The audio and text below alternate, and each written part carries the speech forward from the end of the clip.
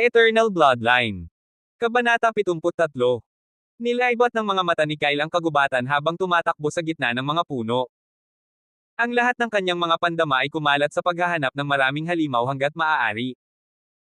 Matapos ang mga pasang may sungay, nakapatay siya ng ilan pang halimaw at natuklasan ang isa pang katotohanan tungkol sa asul na apoy na hindi niya kailangang hawakan ang mga estatwa ng yelo para masira ang mga ito. Sapat na ang isang panandaliang pag-iisip. Napasinghap si Kyle nang makita ang kanyang mana reserve. Sa loob ng 3 oras nawalan siya ng 80% ng kanyang mana. Mahirap matutunan ang spell language dahil ang mga may mataas na katalinuhan lamang at ang mga pumili ng landas ng mage mula sa simula ay madaling kumanta ng mga spelling sa kanilang isip ngunit marahil ay dapat akong matuto ng ilang mga pangunahing spells upang makontrol ang ilang mga natural na elemento. Sa ganoong paraan, makakatipid ako ng maraming mana. Bulong niya sa kanyang isipan. Kinain ng asul na apoy ang kanyang mana. Kung hindi dahil sa kanyang 8-rank mana stat pagkatapos makipaglaban sa mga pasang may sungay ay ginamit niya ang lahat ng kanyang mana. Nagpanting ang tenga ni Kyle nang makarinig ng mahinang kalusko sa kanyang kaliwang bahagi. Agad siyang nagpalit ng direksyon, dumiretso sa boses. Hindi nagtagal, nahadyop ng kanyang mga mata ang dalawang matangkad na figure na nakikipaglaban sa isang D-rank fire eagle.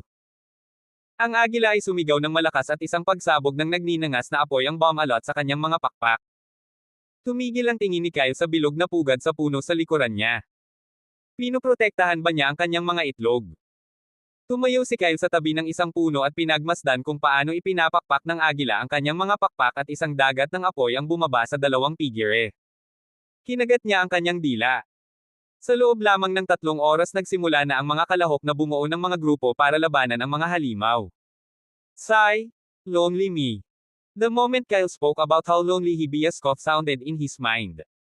Pagkatapos ay bumalik ka. Bakit napakahabang proseso ang pinagdadaanan mo para lang makapasok sa isang lihim na kaharian? Kung gusto mong ipasok ito ng masama, gumamit lamang ng instant teleportation at madali kang makalusot sa ilalim ng ilong ng lahat. At saka, huwag kang mag-alala tungkol sa akin na secure ko na ang pwesto ko kay Mia. Pinipigilan ni Kyle ang pag-ikot ng mga mata. Kung ang pagpasok sa Secret Realm ay napakadali lang. At saka, kahit na kaya niyang gumamit ng instant teleportation, sinong magtitiyak na hindi siya mapapansin ng malalakas na elite na nagbabantay sa pasukan? Siguro maaari niyang takasan ang mga pandaman ng isang A-rank o plus S-rank na individual sa tulong ng instant teleportation, ngunit paano ang isang double S-rank na individual? Kinurot niya ang kanyang mga kilay nang makita ang dalawang figure na nagbibigay kapangyarihan sa agila ng apoy.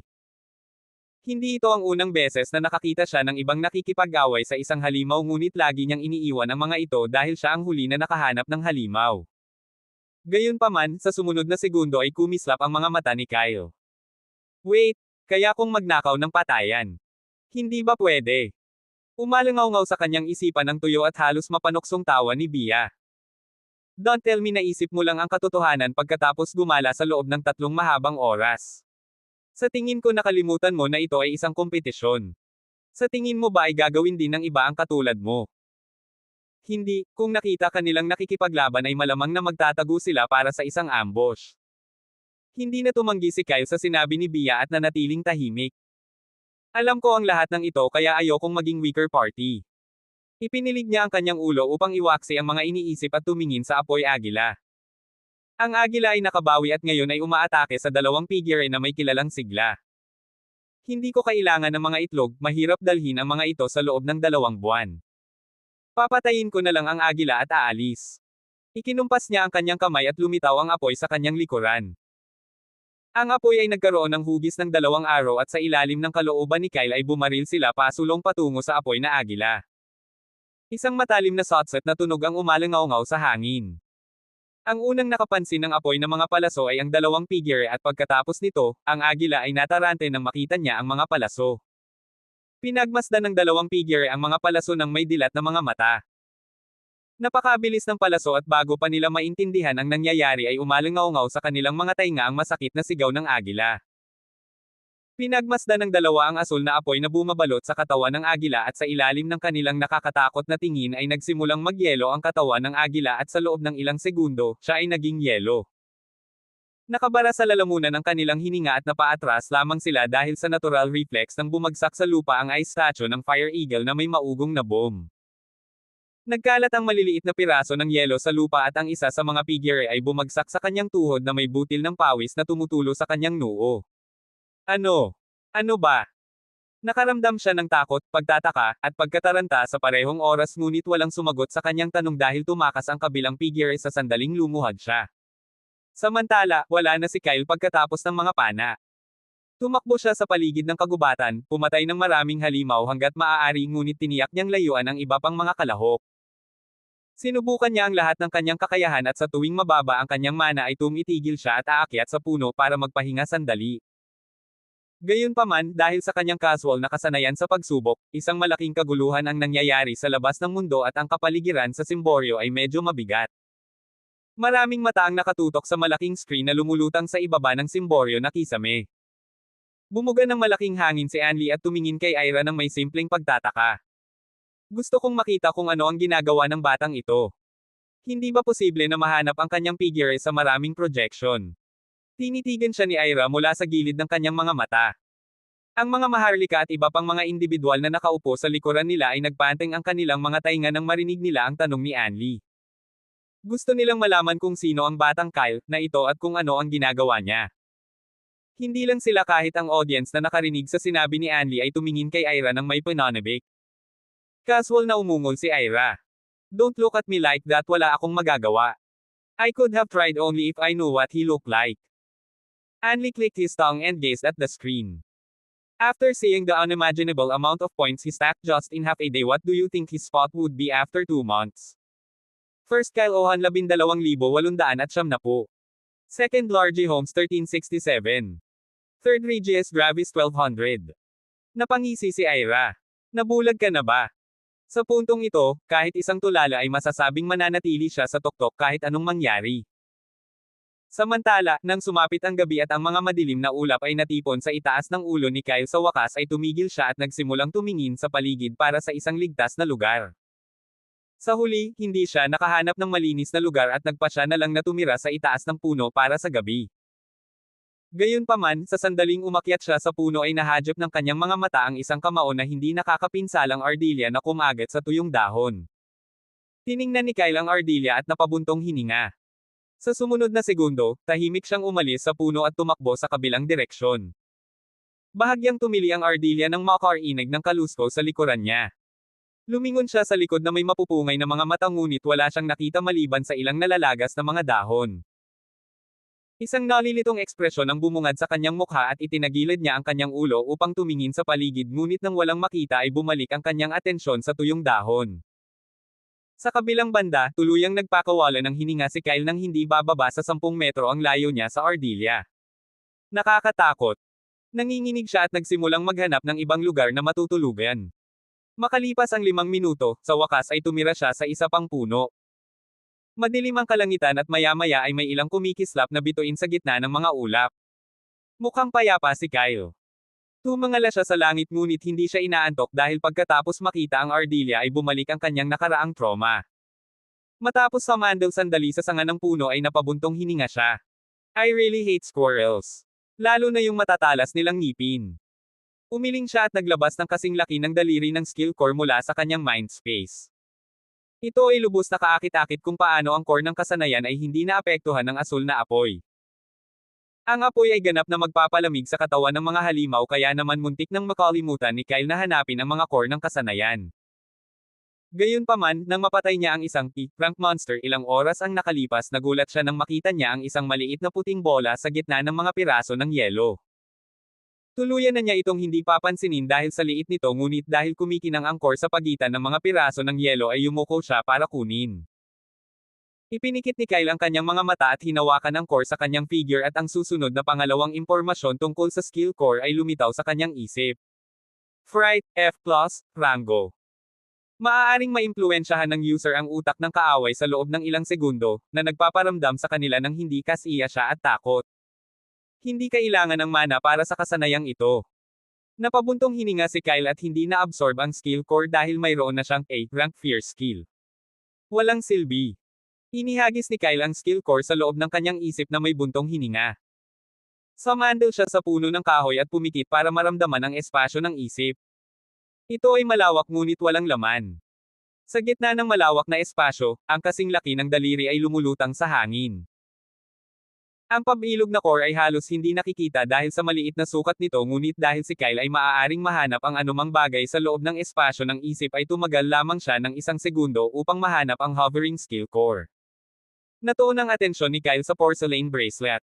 Ito ay lumulutang sa tabi ng core ng kasanayan. Kakaiba talaga dahil naramdaman niya ang mga set ng damit, ang pagkain, ang sable, ang busog at mga palaso na hindi gumagalaw sa espasyo ng isip. Napansin ko ito nang ilagay ko ito sa aking isip nagsimula itong lumutang. Ang bracelet ay walang laman na mana tulad ng core kaya bakit ito lumulutang? Minulat ni Kyle ang kanyang mga mata at tinawag ang bracelet sa kanyang kamay. Mukha itong marupok. Nagtataka siya kung bakit hindi ito nasira ng ihulog. Tiningnan ni Kyle ang panloob na bahagi ng bracelet at tinunton ang mga hindi kumpletong simbolo ng array gamit ang kanyang mga daliri. Tinitigan niya ito sandali at sinubukang intindihin ang mga simbolo. Sa kaliwang bahagi, ang mga nakaukit na simbolo ay napaka-basic. Gayunpaman, ang mga simbolo sa kanang bahagi ay napakahirap at hindi pa ito nakita ni Kyle kahit sa mga aklat na natagpuan niya sa tower. Napukaw ang kanyang interes. Sa loob-loob niya ay nagpasya siyang pag-aralan ang bracelet sa halip na ibalik iyon. Hindi alam ng may-ari na meron ako. Wala ring iba. So, I can just say, it's mine. Matapos mag-isip ng ilang segundo, naglabas si Kyle ng matalim na palaso mula sa espasyo ng isip at tinitigan ang bracelet. Mahirap dahil sa laki nila but I will just try to complete the basic symbols baka makakuha ako ng idea regarding the hard ones. Naglagay siya ng mana sa arrowhead at hinawakan ito sa kanyang mga daliri. Sa buong pagtutok, sinimulan ni Kyle na himasin ang makinis na ibabaw ng bracelet. Lumipas ang oras at makalipas ang 2 minuto, kumikinang ang mga mata ni Kyle. Mga simbolo ng pagsubaybay. Wala siyang mahanap tungkol sa matitigas na simbolo ngunit ang mas madali ay nagbigay sa kanya ng ilang impormasyon. Ang Pulseres ay isang artifact. Hindi, ito ay bahagi ng isang artifact. Mayroong 4 na bahagi at bawat bahagi ay may mga simbolo ng pagsubaybay sa mga ito kaya kung may makakita ng isang bahagi ay madali nilang mahahanap ang iba pang mga bahagi. Naalala ni Kyle at ang likod na bahagi ng purple shirt elf ay lumitaw sa kanyang isip. Nakasuot nga siya ng 2 bracelet ngunit bakit sinabi sa kanya ng impormasyon na mayroong 4 na bahagi? Nawala sa pag-iisip si Kyle at naningkit ang mga mata niya nang marinig ang mga yabag ng paa mula sa kaliwa niya. Aalis na rin ako. Tinitigan niya ang bracelet at nilagyan ng mana ang mga simbolo ng pagsubaybay. Ang mga simbolo ay lumiwanag sa 1 segundo at naramdaman ni Kyle ang 3 malabong lokasyon. Ang isa ay medyo malapit at ang 2 ay malayo. Tumalon siya pababa mula sa puno at nagsimulang lumipat patungo sa locus yung naramdaman niya sa malapit. Samantala, sa gilid ng isang bundok. Madilim dahil sa mga ulap sa gabi. Kumakaluskos ang damo sa ilalim ng mga paa ni Regies at mabigat ang kanyang paghinga nang mapatay niya ang huling gagamba na nakatayo sa kanyang harapan. Napuno ng pulang dugo ang kanyang uniforme na kulay ube nang lingunin niya ang 5 individual na nakatayo sa likuran niya. Katulad niya, pagod at madumi rin sila matapos makipaglaban sa mga halimaw sa buong araw. Let's stop and rest here for today. Itutuloy natin bukas ng umaga. Nakahinga ng maluwag ang mga babae at lalaki. Unang araw pa lang ng kompetisyon ngunit sa sandaling matagpuan nila ang isa't isa nagsimula silang manghuli ng mga halimaw ng walang tigil. Lalo na si Regies siya ang pinakamaraming pumatay. Inunat ni Izel ang katawan at pinandilatan ng mata si Regies. Sisipain sana kita kung sinabi mong kailangan pa nating pumatay. Nagkibit balikat si Regies sabay tawa at umupo sa tabi ng isang bato. Itayo mo na ang mga tent at matulog ka na. Magbabantay ako ngayong gabi. Tumango si Nynaeve at Faith at nagsimulang magtayo ng 2 tent. Isa para sa mga babae at isa para sa mga lalaki.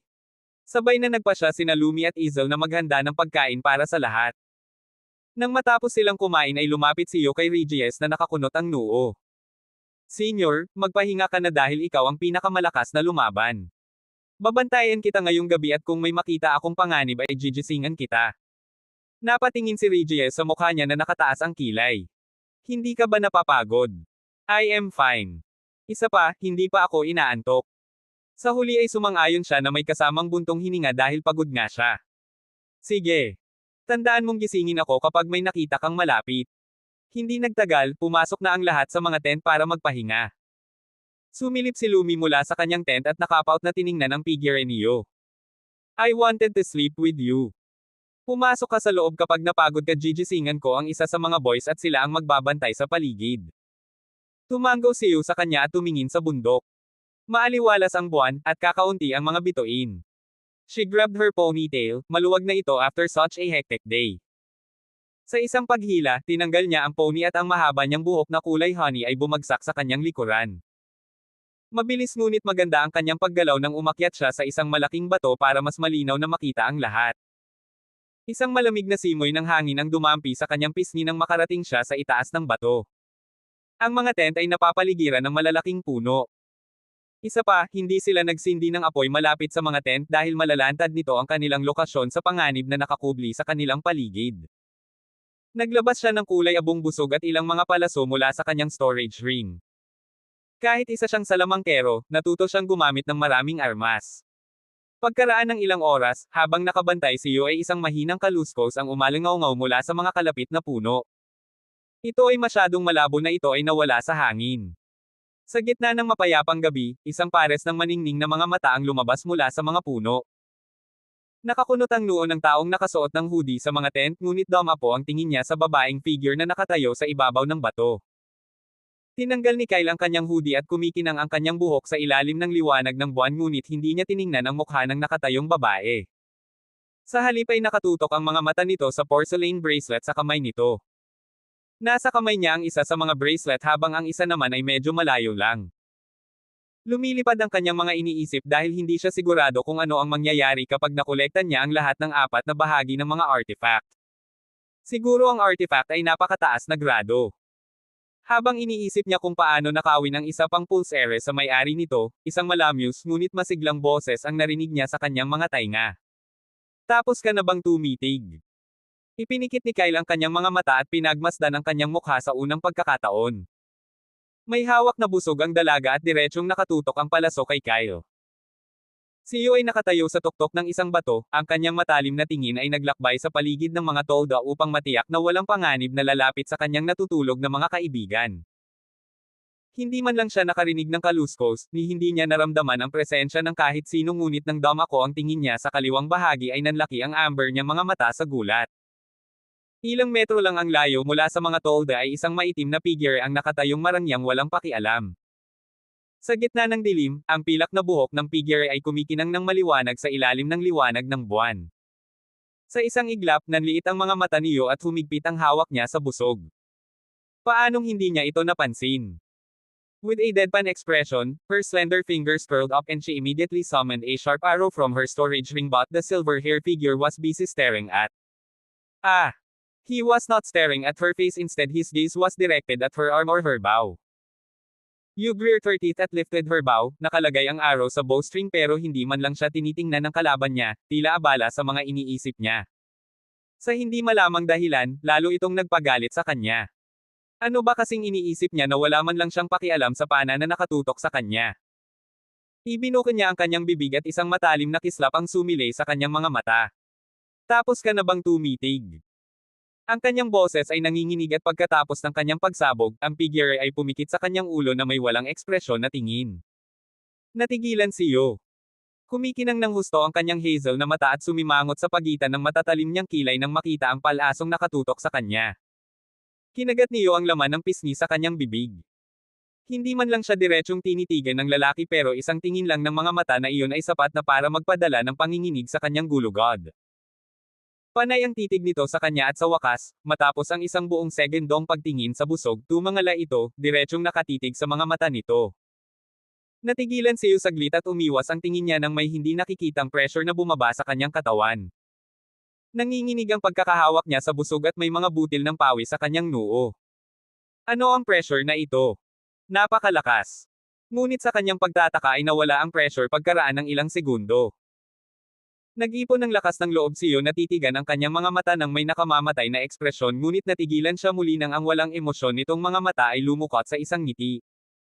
Naghahabol ang kanyang hininga at siya ay lubos na naguguluhan. Anong klaseng titig iyon? Nawala ang walang pakialam na ekspresyon sa mukha niya. Sa kanyang titig ay walang pagnanasa, walang kasuklam-suklam na pagnanasa, ito ay puro sorpresa at marahil. Kaunting kaligayahan. Tumatakbo ang isip niya. Paano ang isang titig na walang emosyon at nakakatakot ilang segundo ang nakalipas ay mag-iba? Sa kabilang banda, noong una, nang marinig ang galit na boses sa kanyang tenga, tumingin si Kyle sa pana na nakatutok sa kanya nang nakakunot ang noo. Naramdaman niya kaagad na mas mahina sa kanya ang kanyang kalaban. Siya ay nasa pinakamaraming rango. Matapos suriin ang kanyang lakas ay tumangala siya para salubungin ang kanyang tingin. Matalas na amber ang mga mata na nanlilisik sa kanya na may nakakunot na ekspresyon. Ang ganda niya. Ito ang unang ideya na lumitaw sa kanyang isipan ngunit nawala ito sa sandaling ito ay lumitaw. Dahan-dahan niyang ginalaw ang kanyang mga daliri at lumabas ang kaunting aura nito mula sa kanyang katawan, na inip sa kanyang maliit na figure. Kitang-kita niya ang panginginig at bumaba ang tingin sa mga kamay niya. Hindi masyadong nag-isip si Kyle. Kukunin ko ang isa pang bracelet at aalis. Sa sumunod na segundo, nanlaki ang kanyang mga mata dahil may lumang alaala ang lumitaw sa kanyang isipan. Isang mas lumang bersyon niya.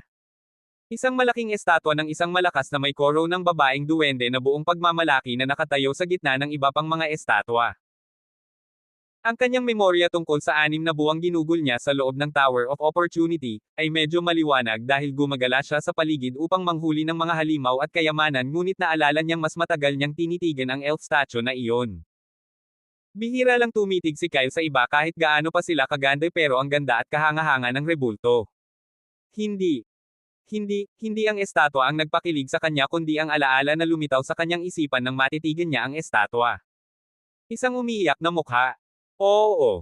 Isang batang 5 taong gulang na batang babae na umiiyak sa mukha.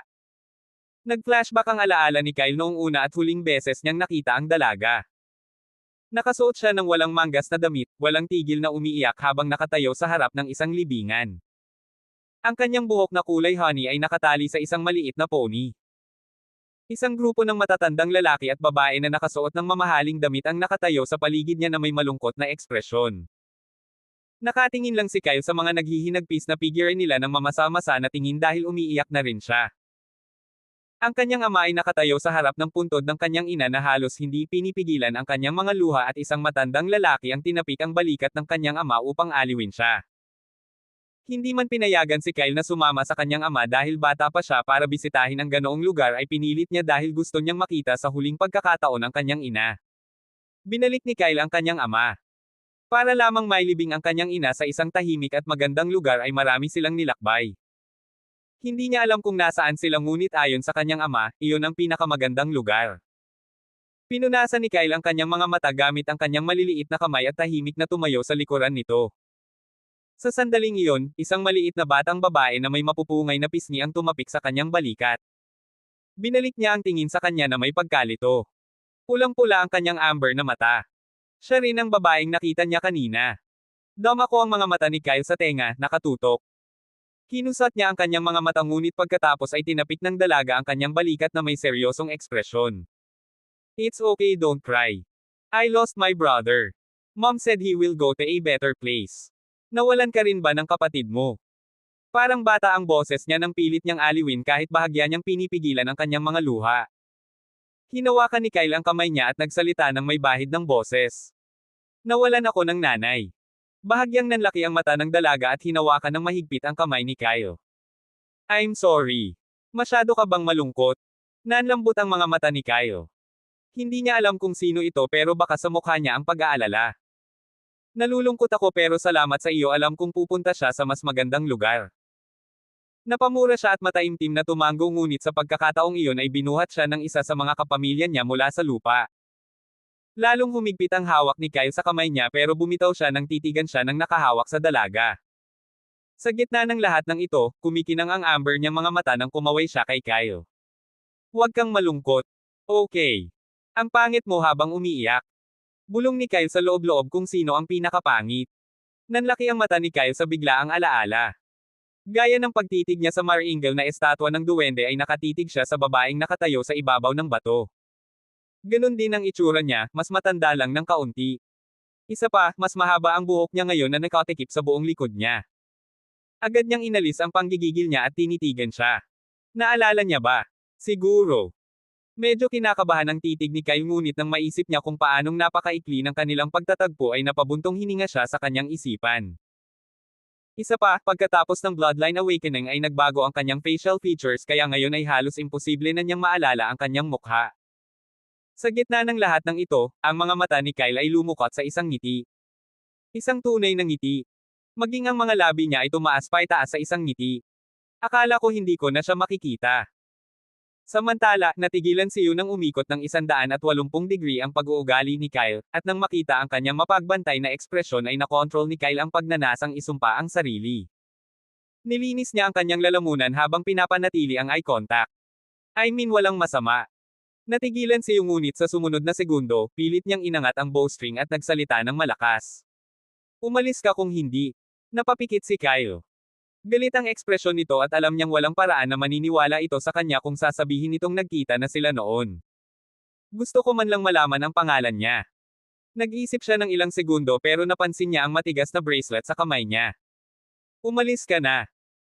Isang dumadagindong na boses ang umalangaw sa tenga ni Kyle at dali-dali niyang ini-flash ang bracelet sa harap ng mga mata nito.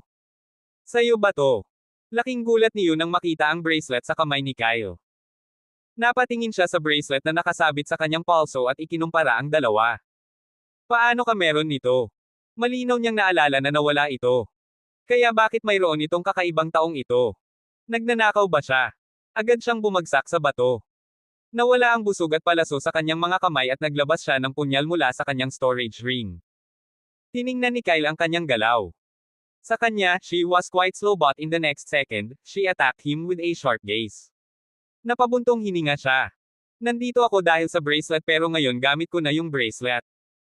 Mukhang hindi ko makokolekta ang lahat ng bahagi ng artifact. Iginalaw niya ang kanyang mga daliri at 10 bola ng apoy ang lumitaw sa kanyang harapan, na nagpatigil sa duwende sa kanyang pwesto. Gayunpaman, siya ay nanunuya at iwinagayway ang kanyang kamay ng maganda, at maraming lumulutang na mga spike ng lupa ang lumitaw sa kanyang likuran. Kumunat ang noo ni Kyle. Totoong gusto niyang malaman ang pangalan nito pero bakit ang agresibo nito? I clicked his tongue at ibinato sa kanya ang bracelet. Dito. Napatulala si Yu ngunit nahuli kaagad ang bracelet ng may ginhawa. Ang pares ng mga pulseres ay Reg Along ibinigay sa kanya ng kanyang ama. Bukod dito, sinabi ng kanyang ama na ang mga pulseres ay hindi normal at kailangan niyang alagaan ang mga ito ngunit siya ay clumsy at nawala ang isa sa mga pulseres. Sa huli, hindi man lang niya nagawang humingi ng tawad sa kanyang ama tungkol sa bagay na ito. WHO. Biglang huminto ang boses niya nang tumangala siya nang makitang walang nakatayo sa harapan niya. Ha! Napakurap si Yu at lumingalinga sa paligid ngunit kahit saan siya tumingin ay hindi niya nakita ang pilak na figure ng buhok na iyon. Wala na siya. Nawala lang siya. Bulong niya at napatingin sa bracelet na naiwan niya. Pag-aari niya talaga iyon. Tiningnan niya ang bracelet at nanliit ang tingin niya nang maramdaman niyang sumasayaw ang mana sa paligid ng bracelet. Si Yu ay hindi sanay sa wheel array symbols ngunit nang makita niya ang maliliit na marka sa panloob na bahagi ng bracelet ay natigilan siya. Naalala ko sinabi ni tatay na hindi kumpleto ang mga simbolo kaya't gusto niyang makita ng array master ang mga bracelet. Huwag mong sabihin sa akin na kinumplito ng silver hair ang mga simbolo. Ipinikit niya ang kanyang mga mata ngunit nakakunot ang noo niyang idinilat dahil wala siyang nakuha mula sa bracelet. Hahayaan ko si tatay na suriin ito. Hindi na umakyat si Yu sa bato sa pagkakataong ito at pasimpleng umupo sa tabi ng mga tolda. Lumipad ang mga iniisip niya. Sobra ba ako? Bahagya niyang kinagat ang labi. Hindi man lang siya inatake pero nauna lang itong umatake ng lantaran. Isang buntong hininga ang kumawala sa kanyang mga labi at ipinilig niya ang kanyang ulo upang itapon ang mga iniisip sa kanyang isipan. Binalik niya ang tingin sa mga tent sa Baisok. Bakit ang himbing ng antok nila? Akala ko malakas ang boses ko para magising sila. Umiling siya at umiling. Sa kabilang banda, pagkatapos ihagis ang pulseres sa babaeng duwende, bumalik si Kyle sa kagubatan upang itago ang sarili. Tinitigan niya ang figure nito sa huli ngunit pagkatapos ay tumingin sa bundok. Nagpanting ang tenga niya nang makarinig siya ng mahinang ingay sa di kalayuan. Bamantong hininga si Kyle at umalis sa lugar na iyon. Unexpected nga ang encounter at kung maaari ay gusto niyang malaman ang pangalan nito. Well, pag-iisipan ko mamaya. Pumunta siya sa kaliwang bahagi at nagsimulang umakyat sa bundok, dumiretso sa mga ingay. Makalipas ang ilang minuto, nakarating na siya sa harap ng isang kuweba. Ang mahinang mga ingay ay naging malakas na sigaw at narinig ni Kyle ang mga tunog ng mga sandata na nagsasalpukan sa isang matigas na bagay. Agad siyang pumasok sa kuweba at hindi nagtagal ay nakita niya ang dalawang duwende na nakikipaglaban sa isang malaking matinik na shell. Isang bangkay ang nakahandusay sa likuran nila. Nanliit ang mga mata ni Kyle nang may makita siyang malansa na gumagapang sa ilalim ng shell. Tiningnan niya ang mga duwende na mukhang hindi rin maganda ang kalagayan nila. Rango na halimaw. Ikinumpas niya ang kanyang kamay at lumitaw ang asul na apoy sa kanyang likuran. Naging malamig ang hangin sa paligid dahil hindi man lang siya nagtatago. Sa halip, sinunog niya ang kanyang mana at sa isang iglap, marahas na gumalaw ang apoy. Ang apoy ay naging hugis sibat at nagsimulang lumutang. Pinagmasdan ni Kyle ang nanginginig na mga duwende na halos matatalo na at nawala sa kanyang kinatatayuan. Sa susunod na segundo, lumitaw si Kyle sa likod ng halimaw at tinawag ang saber mula sa espasyo ng isip. Nanatili ang tingin niya sa mga duwende at agad niyang inatake ang shell mula sa likuran. Ang malansa ng mga halimaw ay tumili at tumalikod upang salakayin si Kyle, na iwan ang mga sugatang duwende. Hindi man lang nilinggan ng mga duwende si Kyle at nagmamadaling umalis sa kuweba. Itinapon pa nila ang bangkay ng kanilang kaibigan. Napadilat si Kyle nang makita ang paghina ng likod nila. Nagningning ang kanyang mga mata ng buong lakas niyang isaksak ang sable sa shell. Isang malakas na dagandong ang yumanig sa kuweba nang sumigaw ang halimaw sa sakit. Napatingin si Kyle sa halimaw at agad na ibinato ang lumulutang na sibat ng apoy sa halimaw. Sa ilalim ng kanyang mga tingin, ang apoy ay tumagos sa shell at nagsimula itong magyelo. Nataranta ang halimaw dahil sa matinding lamig at sinubukang tumakbo ngunit huli na ang lahat dahil sa loob ng 10 segundo ay naging estatwa ng yelo ang katawan nito. Tiningnan ni Kyle ang estatwa at idinikit ang kanyang mga daliri sa yelo. Sa isang malakas na crack, ang yelo ay nasira sa maraming piraso. Tinitigan ni Kyle ang mga piraso ng yelo at nagsimulang gumalaw palabas ng kuweba. Pagkalabas ay pumikit siya at ibinalik ang tingin sa higanteng batong patayo na nakahiga sa tabi ng pasukan ng kuweba na may pilyong kislap. Nag-isip siya sandali at ipinatong ang kamay sa malaking bato. Hindi na kailangang maghintay ng matagal ni Kyle dahil sa sandaling ipinatong niya ang kanyang kamay sa malaking bato ay nawala ito at lumitaw sa espasyo ng kanyang isip. Maganda. Ngumisi siya sa kanyang isipan at nagsimulang gumalaw sa paligid ng bundok na pumatay ng maraming halimaw hanggat maaari. Samantala, kinabukasan, nagising si Regis at ang kanyang koponan na may maliwanag na mukha. Ang sarap talaga ng tulog nila. Napatingin si Regis sa figure niyo. Nakaupo siya sa tabi ng mga tent. You look haggard. Wanna rest for a while? Umiling siyo at tumayo. Sinimulan niyang tapikin ang kanyang damit na may ugong. I am fine but for some reason, wala akong nakitang halimaw kagabi. Tumango si Regis at ibinalik ang tingin sa iba. Guys, akyat tayo ng bundok. Siguradong marami tayong makikitang bagong biktima. Isang malakas na tagay ang tumunog at lahat sila ay nagsimulang umakyat sa bundok na may bagong sigla. Maliwanag ang araw at ang hangin ng umaga ay maayos na humahaplo sa kanilang balat. Nasa unahan si Regis at sumunod naman ang 5 sa likuran niya. Makalipas ang 1 oras, tumingin sa likod si Regis na nakakunot ang noo. 1 oras na pero kalimutan mo na ang tungkol sa isang halimaw na hindi pa natin nakita ang kanilang mga anino. Gamitin mo ang iyong kakayahan at tingnan kung may nakikita ka sa malapit. Tumango si Ezel at saglit na nagningning ang saya niyang mga mata. Nakatingin siya sa malayo at kinusot ang mga mata. Wala pa sa ngayon. Napakunot ang noo ni Regis. Kakaiba, kahapon lang nahanap at napatay nila ang napakaraming halimaw ngunit ngayon ay parang naglaho ang mga halimaw sa hangin. Bulong niya sa kanyang isipan, sa bilis na ito ay hindi sila makakakuha ng maraming puntos. Umakyat tayo ng kaunti. With that being said, nagsimula na naman silang umakyat. Naglalakad siyo kasama si Lumi sa likod ng mga lalaki. Ang kanyang figure ay nakasuot ng uniforme ng academy. Makalipas ang ilang segundo, biglang hinawakan ni Lumi ang braso niya na may pagtataka. Saan mo napulot? Ha? Natarante siyo at dahil sa biglaang tanong ni Lumi, napatigil ang lahat at napalingon sa mga babae. Napabuntong hininga si Lumi nang makita ang nalilitong ekspresyon niyo at itinuro ang mga bracelet. I mean yung mga bracelets. Hindi ba nawalan ka ng isa sa kanila? Paanong 2 na ngayon? Bahagyang nanlaki ang mga mata niyo nang lumitaw sa kanyang isipan ang pangyayari kagabi. Dahil sa kapansin-pansing hitsura ng silver-haired, medyo mahirap para sa kanya nakalimutan ang mukha nito. Siya ay nawala ng mga salita at isang madilim na ekspresyon ang lumitaw sa kanyang mukha. Ano ang dapat kong sabihin ngayon?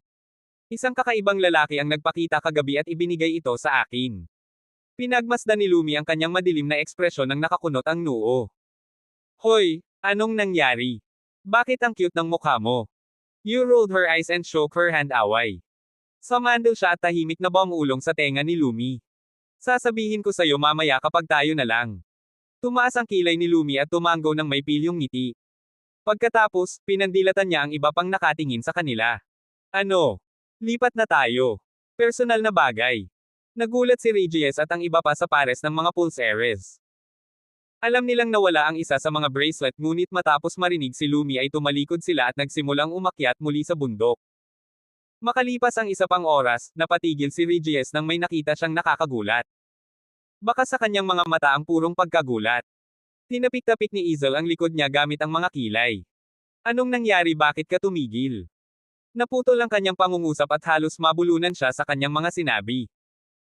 Si Neve, Faith, Lumi, at Yu ay lumitaw sa tabi ng natatarantang duo at nabigla rin. Sa harap nila ay isang malaking espasyo na nakapaloob sa isang kumikinang nakalasag ng yelo. Isang malamig na aura ang naglakbay sa loob ng kalasag sa bilis ng kidlat ngunit sa ilang kadahilanan, ang aura ay hindi umalis sa hangganan ng kalasag. Maraming natarantang halimaw ang nakulong sa kalasag na tumatakbo upang iligtas ang kanilang buhay. Puno ng dugo ang kanilang mga katawan. Sa ilalim ng malawak na tingin ng grupo, ang mahahabang pointy icicle ay lumitaw mula sa lupa na may malakas na dagandong, ang hangin ay basag at malalaking puting ulap ang nabuo sa loob ng kalasag. Hindi nagtagal, bumuhos ang mga ice pellets mula sa mga ulap at malakas na masasakit na hiyawan ng mga halimaw ang umalangaw-ngaw sa kanilang mga tainga. Sapat na ito para mabigla ang grupo ngunit sa sumunod na sandali, dalawang malalaking bato ang bumaba mula sa langit, at sa isang malakas na putok ay dinurog nila ang umaalulong na mga halimaw sa ilalim ng kanilang bigat. Ang lupa ay nanginig dahil sa epekto at ang mga ulap ng alikabok ay lumitaw sa mga tidal wave. Huminga ng malamig si Regis at naikuyom ang mga kamao. Ang akala niya ay malakas siya ngunit sa pagtingin sa mga malalaking bato ay alam niyang sapat na ang lakas ng taong lumalaban sa kanyang tapat para masupol ang kanyang buong grupo sa loob lamang ng ilang segundo. Napakaraming matataas na halimaw ang namatay sa loob ng ilang segundo. Naikuyom niya ang kanyang mga kamao at umatras. Let's live. Mas maganda kung hindi natin isasara ang landas natin sa delikadong taong ito na pumatay ng napakaraming halimaw na parang manok.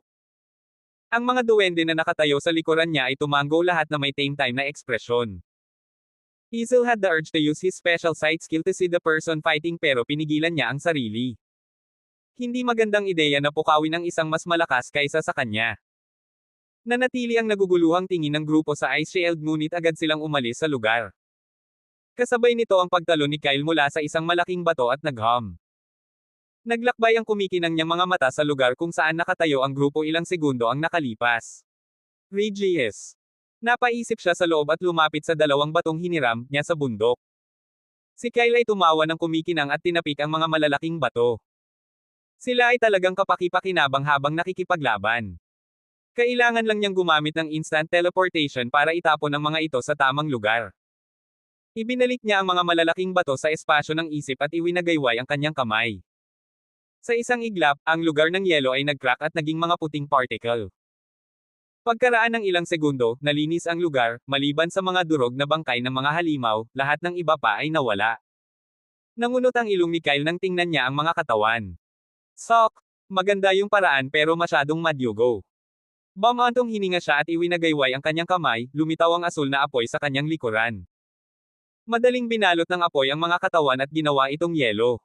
Napaisip si Kyle at nabasag ang yelo.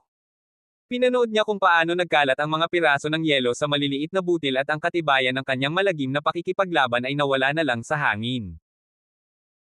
Abangan ang mga susunod pang kabanata ng The Eternal Bloodline.